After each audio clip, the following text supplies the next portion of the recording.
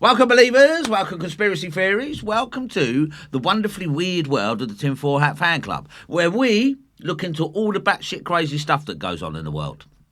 So today, I want to talk about Jennie Henderson, okay? Jennie Henderson was an alien abductee victim, and I will tell you all about it, so stay tuned.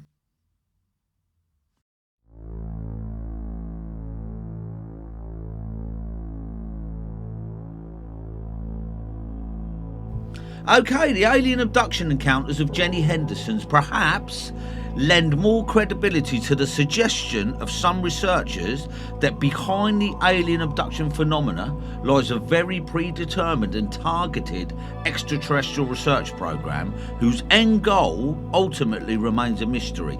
But we do know there's hybrid programs, but now Jennie Henderson was a married woman with 2 children living in New Hampshire in January 1988 when an incident occurred that not only left the unsettling feeling that something truly strange had taken place, but would eventually spark memories of a lifetime of such bizarre and unnerving events that are mirrored in multiple other similar cases around the world and across the decades. Okay, so her abduction story is very similar to others. Now, as with such cases, which share remarkable similar details, the account of Jennie Henderson and her family should force to ask just what might be taking place under our collective noses, and for what reason. Why are they doing it? Alright, why are they visiting this planet?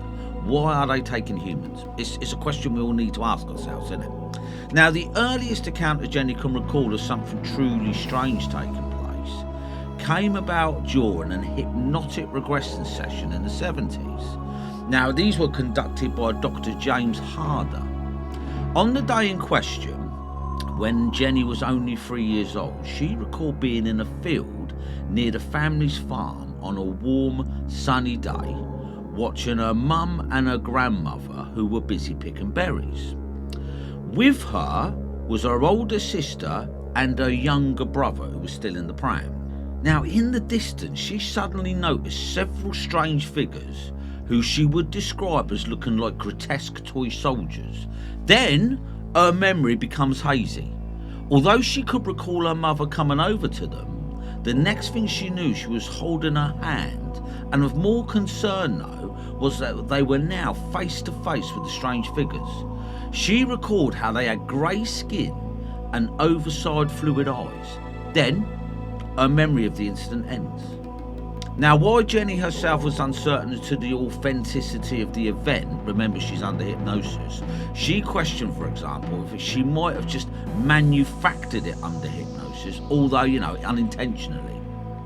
Now, given that she would experience several other similar incidents with almost identical looking creatures, as well as the fact that many people who experience repeat alien abductions often begin some from a very early age of like 3 to 4, and as well as the fact that these repeat abduction incidents often turn out to be generational, we might do well to at least keep an open mind. Did it happen? I think it did. So, she would also recall how a string of paranormal incidents occurred throughout her childhood that, while she didn't pay that much attention at the time, she now believed was further evidence of being visited by creatures not of this earth. For example, she would recall often seeing orbs moving throughout the house. Even stranger, doors would often open and close by themselves. What's more, the activity appeared to intensify the older she got. She would also recall another seemingly harrowing incident a decade later when she was 13 years old, when she awoke with intense pain and bruising on her genitals. Now, I know it's not a nice thing, but this is what she's saying. So much so that she had trouble sitting down. Now, what was particularly surprising here is that, according to Jennie, her mother wasn't surprised and merely offered to get her a pillow so she could sit more comfortably. What at the time is very weird, isn't it? Now, Jennie had vague memories of the night before, which she attempted to tell herself was nothing but the remnants of a dream. Now, Jennie had vague memories of the night before, which she attempted to tell herself was nothing more than the remnants of a dream. However, even then, even subconsciously, she knew there was something more. She recalled being on some kind of strange medical table and was surrounded by what appeared to be a surgical team. She recalled how she could see her mother briefly when she opened her eyes. What's more, she could hear her mother shouting, "She's waking up! Don't let her open her eyes." What would freak you out a little bit, wouldn't it? Now, it's decades later that she would finally discover the full details of that strange night, as well as the other similar times she woke with similar pains and bruisings. It would also later come to light through hypnotic regression that Jennie's mother had indeed witnessed the procedures taking place on her daughter that evening. It was not only Jennie that had been seemingly abducted, but the entire family. What is the same as other abductees? Apparently it is a family thing. Now, another incident that Jennie could recall unfolded one evening when she was 16 years old. She and her friend were driving to a basketball game on the night in question when a bright object suddenly appeared in the sky and began descending towards them. The two teenagers believing it was a helicopter. However, the fact that they couldn't hear a sound told them it was something weirder. Now, half joking, Jennie looked out the car window and explained that it was a UFO. However, when the car engine suddenly died, as the bizarre object hovered silently nearby, the mood that came over them darkened somewhat. Jennie's friend made several attempts to restart the engine, but it failed. Then, suddenly the engine sparked into life. Although they couldn't recall the object disappearing, it was nowhere to be seen. Her friend put the car into motion and they continued on to their high school where they were to watch the game. This is what they were trying to do. And she was also going to pick her brother up. Just what did Jennie witness that evening on the way to the basketball game? So when they arrived, they were more than a little shocked to find the school completely locked and in darkness. The clock in the vehicle appeared to be working fine, declaring it to be early evening. However, when they ventured to a nearby store, they discovered, in reality, it was after 11 p.m.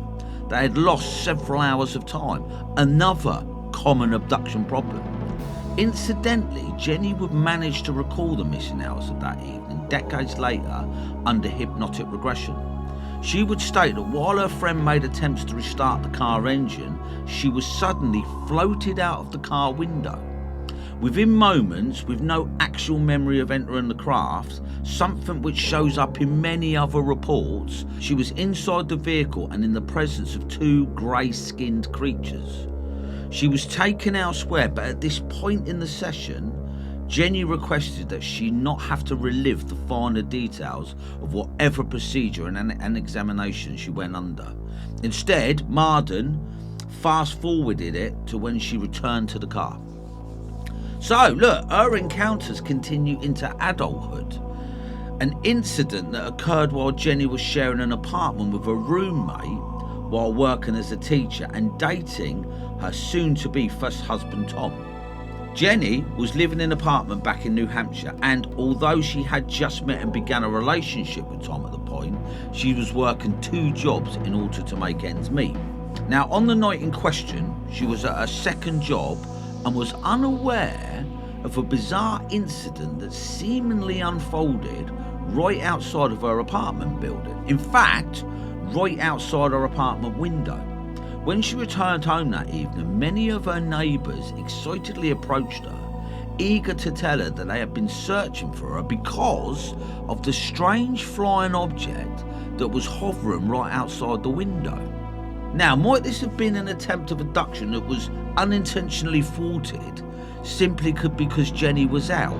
Now, considering how tech-savvy these aliens are, I doubt it, but you never know. You never know. Maybe they did turn up to abduct Jennie and she just wasn't in. You know what I mean?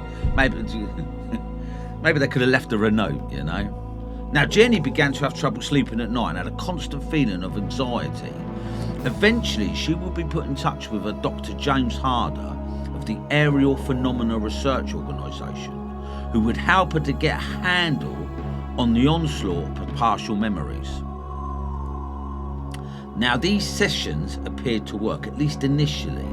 Then several months after they began, another disturbing incident unfolded. She and Tom had gone to bed as normal that evening. However, she would wake in the middle of the night, discover he was missing from the side of the bed. She probably assumed he'd just gone to toilet. Now, but when he returned, there were two figures on either side of him. Now, in a bizarre, matter-of-fact kind of way, he informed her that he had been outside before just climbing into bed. At the same time, possibly through telepathic communication, now that is another thing that we constantly hear, she was informed that there was no need for her to go with them on this occasion. They did, though, need to perform a minor adjustment with her. The figures, the little aliens, then rolled Jennie over to her front before inserting a strange device either onto or into her lower spine. Then the next thing she remembered, she was waking up, the figures were no longer there, and it was morning.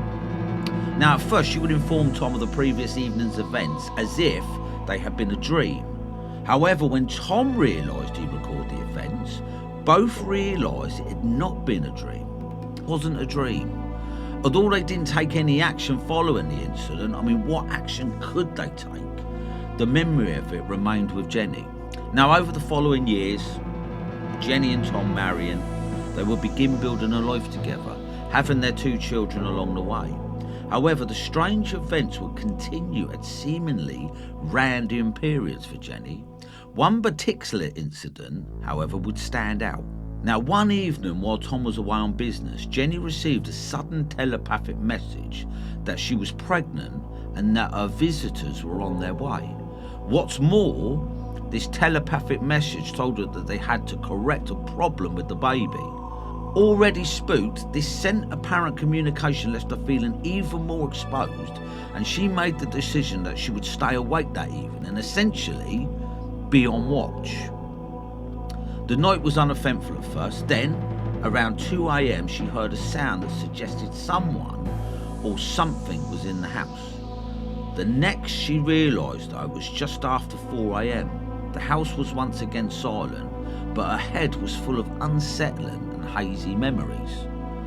Now, under hypnosis, she recalled being in a strange room that was full of aquarium-like cylindrical tanks. Now, even more disturbing, each of these tanks contained a fetus in a kind of amniotic fluid. She noticed that one of the creatures were focused on one specific tank. She then got the chilling feeling that her abductors were planning to swap the fetus she carried with the one in the tank. Now, we have come across that before as well. The creature started to lead her into another room and she was placed on a table, and at this point she lost consciousness. Now, like I keep saying, some of the information here is remarkable, as regardless of how outlandish it may sound, it comes up often in other reports of apparent alien abductions. Such precise details about particular elements of an abduction scenario can surely not be merely repeated in a copycat sense. Under the hypnotic regression sessions of Marden, Jennie would recall even more details of that evening. Now, is there a hybridization program behind these alien abductions? She would recall how she was informed that there was indeed a problem with the fetus. At least, that is what she was told. She also declared, although she was not informed of it, that each of the fetuses in the tanks is the result of the aliens harvesting DNA from her body during previous abductions. She would further describe the room as having rounded walls with a medical type table in the middle that appeared to come out of the floor. Another detail that's quite common with abduction encounters. She also recalls that there are several other creatures around the table that appear to be waiting for her. She is placed on the table, the creatures surround her, and they prepare to proceed with whatever they had planned. Now, she would also recall, from the stars she could see whizzing past what would seem to be a window. They were in space. The next thing she realised, they must have entered the Earth's atmosphere and were descending on her road, which rushed towards them. Then they are directly over the top of Jennie's house. She would inform Marden that a transfer takes place. continuing that this means a transfer reminding her of a light beam, which was like a shaft, only there are walls.